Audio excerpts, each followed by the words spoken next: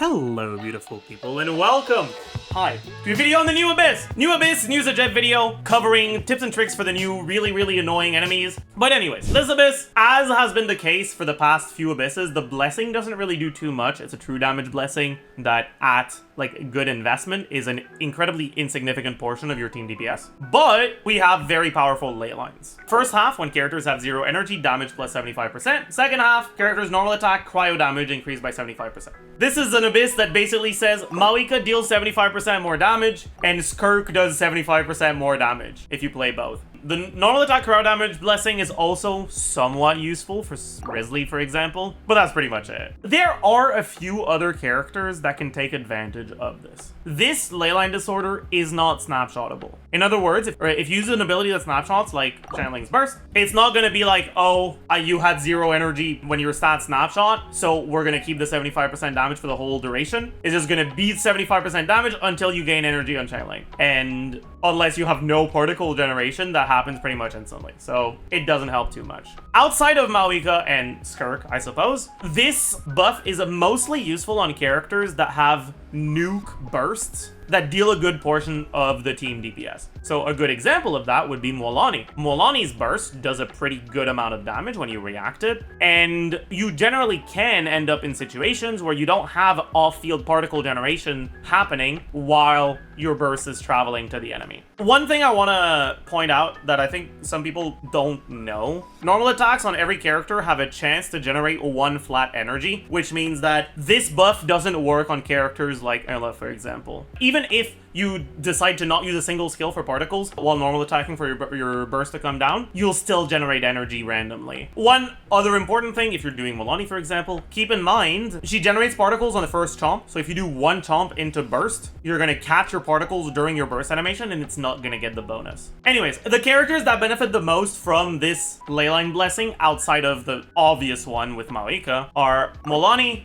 Gaming. Technically, Raiden Burst initial hit can benefit from it, but Raiden Burst is unfortunately not even that big of a portion of your team DPS. I guess Chaska to some extent, but it's like whatever. And honestly, there isn't that much else. All of that being said though, other than Mualani and like Grizzly or Skirk, I wouldn't ever really say that you should play a character because of the Leyline in this Abyss. I think that the main thing you should be looking at is the enemy matchup. So what are the enemies? We've got 2 Cryo and mages into the Spirit Seeker on the first chamber, and then the second half is 2 Ruin enemies followed by PMA. PMA, Ruin enemies, no real notes for matchup specific things. These though, you really want Pyro because it's by far the fastest way of dealing with a Spirit Seeker. Although technically you can get away without Pyro. You can use Electro or even Geo if you want to break the Cryo Shield, but it's so much better with Pyro. On top of that, Citlali and Auron, if you charge attack these guys, it makes them stop, it makes them freeze, and they stop moving for like 15 seconds or some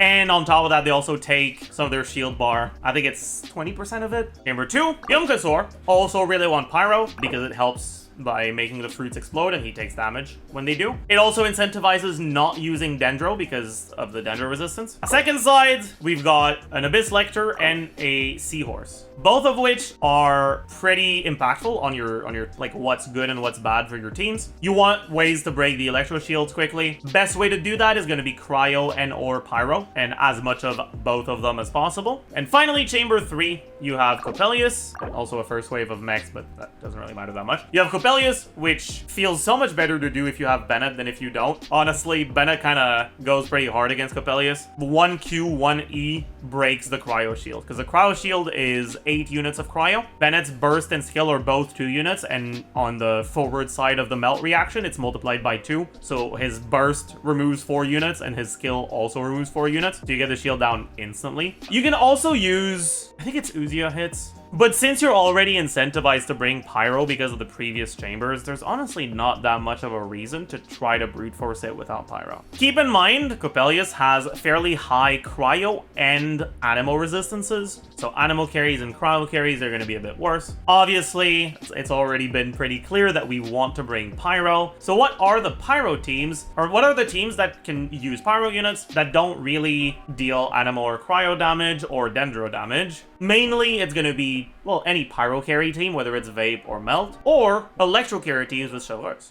Finally, Chamber 3 second half. This is the big one. This is the new enemy in this abyss, and it single-handedly completely changes how you want to approach the abyss. The Secret Source Automaton Overseer device is cringe as hell. This is an enemy that has effectively infinite resistances unless you deal with its mechanics, right? By default, the Secret Source Automaton Overseer device has 210 resistances. That means even with 100 Dread, it still has over 100 resistances. So that means you pretty much have to deal with its mechanics. There's two different mechanics that will reduce its resistances. The first and most obvious one is to use cryo units. The first attack that it does is it's going to spawn rays that are going to spin around him and deal damage. While the rays are spinning, the Secret Source Automaton Overseer device, it accumulates flow momentum over time, which is a bar that's going to be in the top right of your screen, right below its health bar. When it's above a certain amount of flow momentum, its resistances are what they are by default. But when you bring it below a certain amount of flow momentum, its resistances get reduced significantly. When you get it to below 10 flow momentum, by the way, the full bar is 135, so 10 is like less than 10% of the bar. It has to be pretty much empty. Its resistances go down to 0, which is less than the default enemy. Most enemies' default resistances are 10. But on top of that, its cryo resistance goes down to minus 40. In other words, if you bring cryo against this guy, your cryo carries will deal even more damage. But also, if you bring cryo supports, it will at least make its resistances fairly low for your non-cryo carries to be able to kill it too. Now here's the problem. It gains 5 flow momentum per second, and each hit of cryo reduces its flow momentum by 4. In other words, 1 hit of cryo per second is not enough to even make it go down. Escoffier has 1 hit of cryo per second, which means that if you're doing Escoffier as your only cryo unit, it doesn't even go down. And you need to make it go down to below 10 and keep it there. That's not happening with Escoffier by herself. And so, in most situations, you're going to need 2 cryo units. Now, there are a few characters that can do it by themselves. Generally, Catalyst characters will be able to do it by themselves because it's not about cryo application, it's about cryo hits. But because it's about cryo hits, that also means that as long as it's dealing cryo damage, it makes the flow momentum bar go down. And there actually is a way to deal cryo damage on non-cryo characters. You might be thinking, oh my god, I heckin' love Chongyun. True. Well, you're not wrong, but that's not what I'm about to bring up. Superconduct is cryo damage, which means that bringing an electro character plus a cryo can actually be enough. I can't be bothered clearing the whole thing with a Superconduct team, so I'll just go show it in Overworld.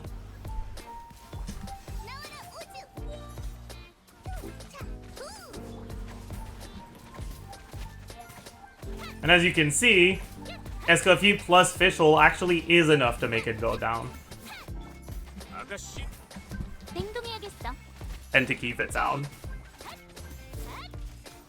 Anyways, after that attack takes a pretty long time to do, but after the attack is done, its resistances go back to normal, which is 10 for everything. So even if you don't have a way to deal with the mechanics at all, if you have like whale characters or just like an incredibly strong account, you might be able to brute force it, but I don't recommend that. Last thing to say for cryo stuff is the individual cryo characters. Let's quickly talk about them. Mika applies no cryo. He applies cryo once per rotation. Don't use them. Charlotte can actually do it by herself, but you'll need to swap back to her to bring it back down. Keep in mind, as soon as it goes back above 10, it gains its resistances back. So Charlotte really isn't gonna be that great. Chi-Chi helps, but is far from enough by herself. Aloy, kind of a similar thing to Charlotte, she can do it. Chongyun can be pretty helpful if your carries are not normal attack based, especially because you don't even necessarily need to swap back to your carries. Diona front loads it really well with Sackbow, but is not enough by herself, so you would need Diona plus something else. Lila is one of the very few characters that is enough by herself from off-field. The problem is that in order for it to be enough by herself from off-field, the shield needs to stay alive. If the shield breaks, it's not enough anymore. And a lot of people don't have their Lila fully built. And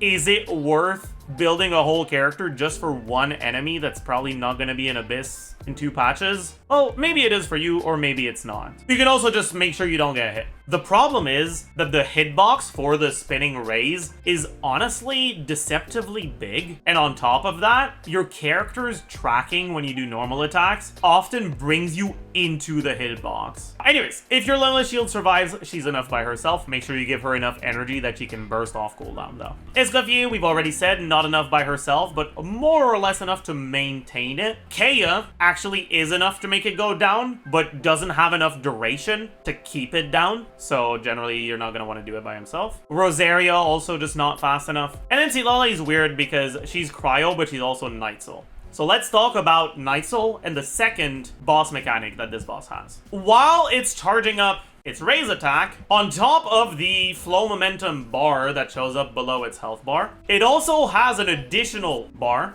that doesn't show up on the UI, but rather shows up on its model. So you can see these yellow things around him, and if I enter Nightsoul and stay in Nightsoul next to him, these start filling up and they glow. And they keep glowing, right? And once you've made the whole thing glow by staying in Nightsoul next to it for long enough, it cancels the attack and it enters its second quote-unquote weak mode. In order to fill up that bar, you need to enter in Nightsoul and stay in Nightsoul. It's not about hitting with Nightsoul. Entering Nightsouls make it gain 30, and in order to fill it, you need 180. So entering Nightsoul is 30, staying in Nightsoul is 10 per second. What that means is that you would need to either enter Nightsoul and stay in Nightsoul for 15 seconds, or enter Nightsoul, leave Nightsoul, enter Nightsoul, leave Nightsoul, whatever. When you finish the thing, he still has the flow momentum thing, but as you can see, we're hitting for 1500 on the normal attacks, whereas we're supposed to be hitting for like 300 if it has infinite resistances, right? Its resistances go down to 50% instead of the 210, which is still high, but this is an amount of resistance that if you have Res Shred is reasonable. So what characters can, you know, get it down with the Nightsoul thing? Obviously, any of the Natlan carries tend to enter Nightsoul and spend time in Nightsoul, but other than that, what are the supports that you could tech into your team in order to deal with that mechanic without needing cryo? Eon-san is enough in 1E. However, you need to make sure that you do not enter your skill until the phase starts and you see the flow momentum bar, circle thing, whatever, below the health bar. If you enter before, you don't gain the 30 from entering Nightsoul. And then one, you know, Eon-san skill burst is not enough anymore. This is at C6, by the way. Before C6, Eon-san doesn't stay in Nightsoul for long enough, so you would need to use 2 skills, basically. Other than that, Shiloden can do it. Shiloden enters Nightsoul, spends 9 seconds in Nightsoul, skill expires, wait, skill cooldown, enter Nightsoul again, spend 3 seconds, and then you've filled it up. Oh yeah, I guess with Eon-san, if you don't have C6, you could also use your skill, stay on Eon-san for a little bit, wait for about 3 seconds, and then use your burst. Anyways, once you fill up the Nightsoul thing, it goes 50% resistances, but also its attacks change, and the attack pattern for the Nightsoul mode is a lot more dangerous. So what it's going to do is it's going to spawn this thing, and after a few seconds, it locks into a position, and it starts hitting.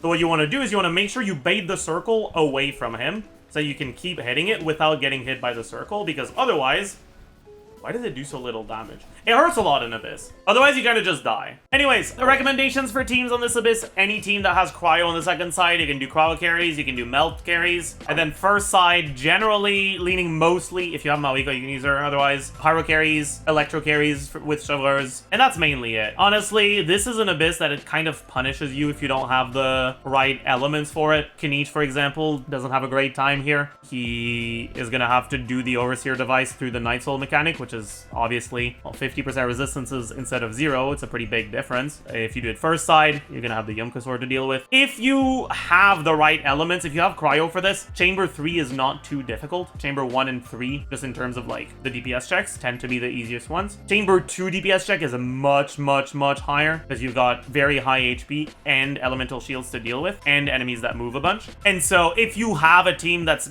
using the right elements for chamber 3, chamber 2 is your biggest bottleneck, which is why I'm not a huge fan of Kinich in this Abyss, because Kinich is gonna struggle here if you use him first side. You can use him second side if you have a strong enough team for first half of Chamber 3, but it's not going to be as good as using a cryo carry. But yeah, pretty restrictive Abyss, pretty cringe Abyss. Honestly though, I hate how this enemy changes your team building, but I hate the experience of fighting the Seahorse way more. I really hope the Seahorse leaves and never comes back. Yeah, good luck with the Abyss. Have a good one. Hope you learned a thing or two. Hope you enjoyed, and I'll see you guys on the next one.